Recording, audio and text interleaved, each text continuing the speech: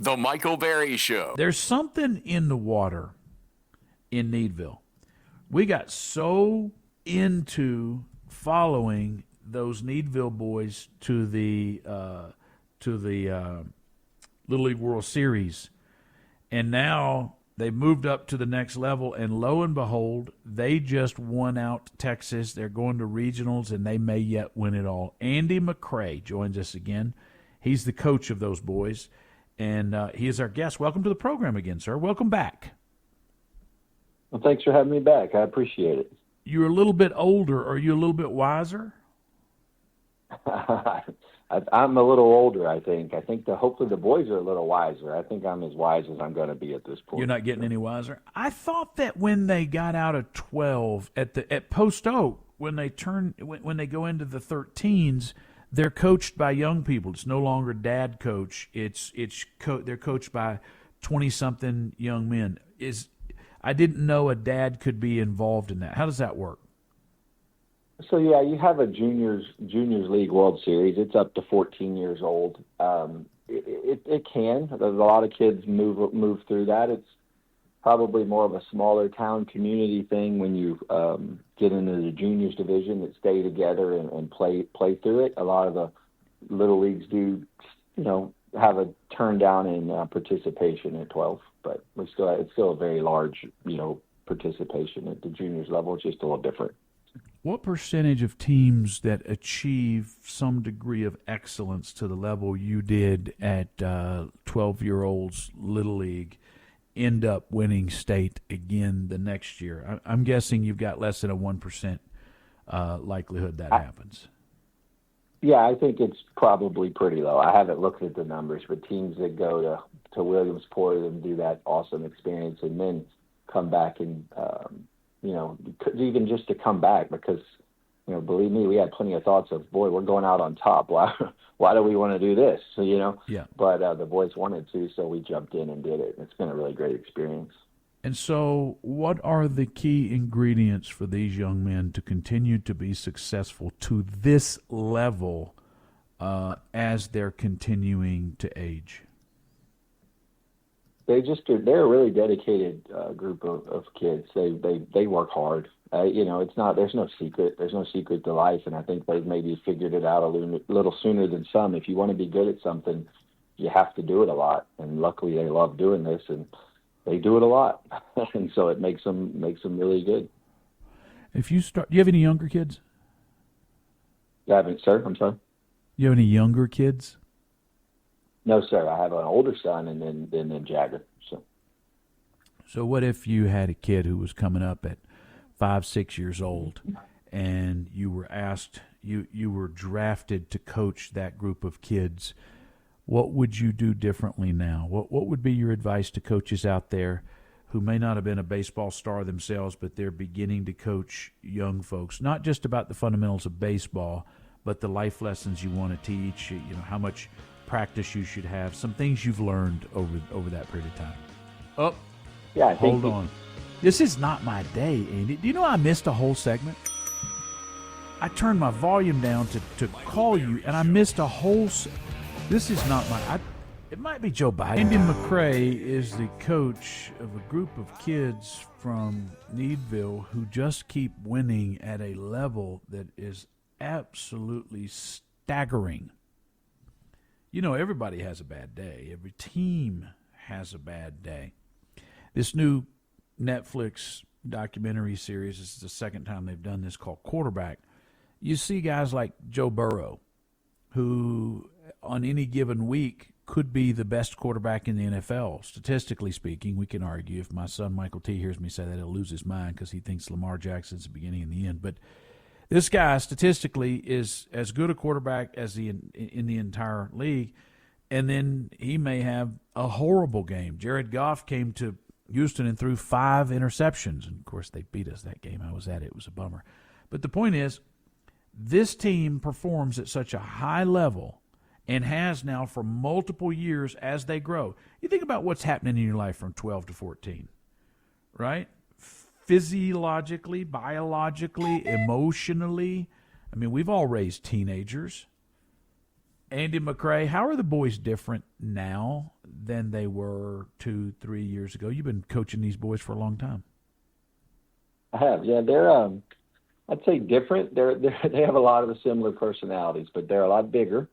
I think they're a little harder on themselves probably, so you have to treat them a little differently. You have to be a little more understanding of that they're going through a lot at that time in their life, and sometimes it's out of their control. So you try to be a little more, maybe even more parental with them now than you were at 12, which it's a different type of parenting, right? It's a little being a teenager and a 12-year-old, but you try to, put your arm around them and tell them it's going to be okay. And sometimes we're just having a bad day because some of this is out of our control at that age.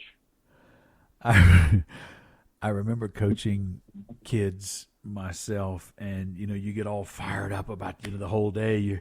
I'm telling Ramon, we got a game tonight. We got a strategy. We're gonna do this. We're gonna put our ace on the mound. We're gonna try something different. We're gonna do a shift. We're gonna do this. And you get there, and it's about the third inning, and one of the kids says, "Coach, yeah, Morgan, when are we gonna get the snow cones?" It kind of puts the whole thing into perspective. So I'm guessing these boys from, you've been coaching them longer than since they were 12, but now at 13, 14 years old, we start to have other distractions like little girls. That you certainly do. You have a wonderful world of little girls and friends and social media now, which is way different than when I was a child. And those are the challenges you go through. And that's when I laugh and say you got to kind of put your arm around them and listen to their stories and try to help guide them through making the best decisions they can. Half of what I do, if not more, isn't the baseball stuff. It's just trying to be there for the kids, as well as the other coaches on our team. We understand that, and we're just trying to help them navigate a trying time in their lives, right? So. Two of your team members, DJ Jablonski and Jagger McRae, who coincidentally happens to share your last name, are making their third appearance at a World Series. 2022 with the 50-70 Series, 2023 the Major Series, and now 2025 the Juniors Series. I wonder if that's ever been done before. I don't know. The 2022 intermediate one hasn't been around that long, so this could possibly be the only two. But I don't know. I tried to just look it up one time, and it wasn't easy to find. I think Little League will probably dig into it. That'll be a story they hit on, and maybe it is. I doubt it's very many. It's a pretty cool story, for sure. Jagger McRae being your son, so you're a father in addition to a coach. I watched a lot of dads burn their kid out. And I watched kids who had a natural talent, and maybe they were going to play D1 ball, maybe D2, D3, but at least they could have loved playing ball later into, if nothing else, then through the end of high school, and many quit because they simply were burned out, not because they lacked the talent. How do you balance that with Jagger as not just a coach, but more importantly as a dad? Yeah, we've been through times where you looked and you go, man, I don't know if he's there's been times when you ask, but we talk about it, and do you want to do this? Or do you want to play this season? Do you not? There's been times when I probably was too hard on him as a dad and a coach about it, and I had to sit back and go, okay, just let him have fun, right? Because kids who excel, they get expectations that sometimes are out of whack at a certain age, and you have to look back at yourself and go, okay, am I pushing too hard? Am I not? A lot of conversations with him, a lot of conversations with my wife. It helps his older brother plays a lot of baseball, so he kind of grew up with it. Mm-hmm. So I think that helps him, and he's kind of what we've done. But you do really have to be careful, and I think it's an individual thing, and there's times we've had to take breaks. We've sat out, weeks of, we're not going to do it this week. We're going to sit down. It's just a balancing act for sure. It's interesting. I'm a biography guy, and I'm a sports biography guy, and how many players end up being really good players who are younger than a player who went before them, so that by the time they start, they're so much above the other kids at their level because they've been shagging flies and hanging out at the ballpark at late night practices when there's no lights on the field since they were little, and this is their moment. They're so far ahead, and it sounds like Jagger has that going for him. Andy, what do you do by day? What's your day job? I remember you told us before, but I work in insurance. I'm in operations. I manage a team of folks. So I take a lot of those skills to the baseball field too that I've learned over the years. And they've grown accustomed to the fact that summer is when McRae is a little bit checked out because it's baseball time for the McRae family. Luckily, their headquarters in Atlanta, so I can say this unless you're airing in Atlanta. Maybe a little bit, but no, it's definitely. I got to work for a wonderful company who has been overly supportive when we get to a certain level, and it's been really cool to watch and witness. So. It is cool, and we wish you the best of luck. I keep an email correspondence going with, I guess it's your mother-in-law, Cookie Havens. That's my mom, yeah. Oh, that's your mom. See, Mom always looks out. I'm 47, and Mom still looks out for me. So you always got to take care of Mom. Well, you're her baby boy, and we talk in emails about you as if you are.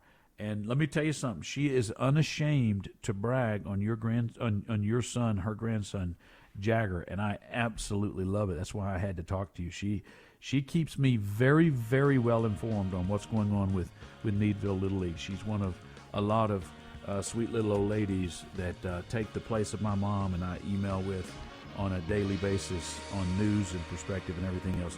Go get them, Needville boys and McRae family. Good luck. Michael Berry Show.